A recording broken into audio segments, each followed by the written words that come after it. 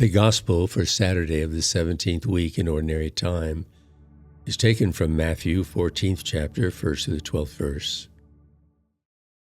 Herod the Tetrarch heard of the reputation of Jesus and said to his servants, "This man is John the Baptist.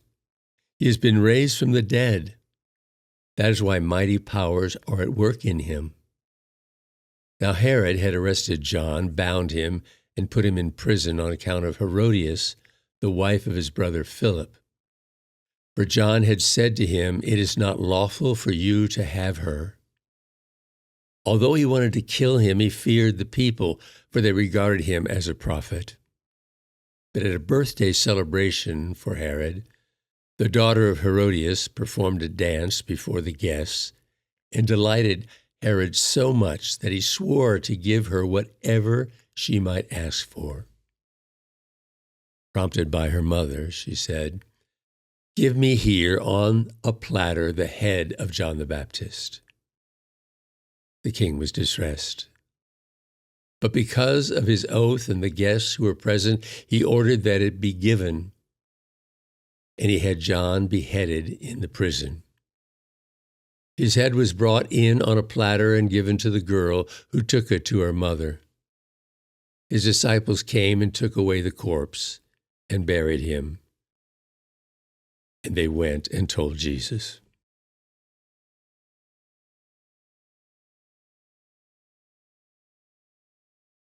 One of the things that has been a great mystery to me is how difficult it has been for the church to make changes, to go from the Old Testament model to the New Testament, from the Old Kingdom to the New Kingdom.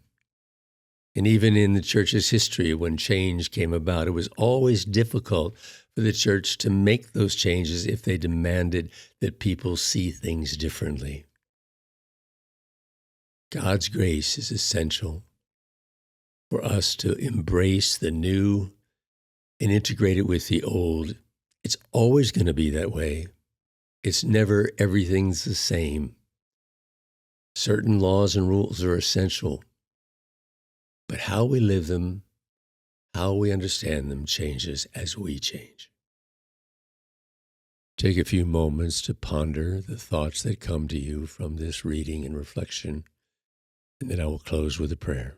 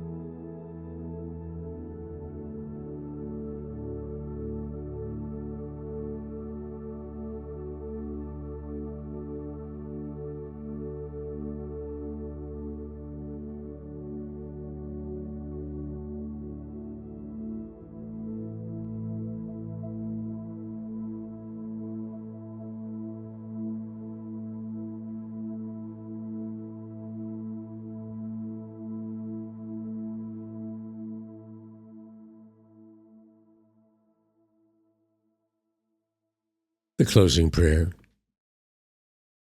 Father, it's clear that the church is going through some radical changes. Ever since Vatican II, there's been a stress on the union that we've longed to see in the church, and it has separated us into groups of people who seem to be at odds with each other. The kingdom of heaven is something that we must embrace together. And working together with a spirit of openness is essential. That's what I pray for the church today, that we embrace the new, even though it's difficult, and preserve some of the old, even though that may be difficult for some. Bless us through this crisis, and we ask this in Jesus' name.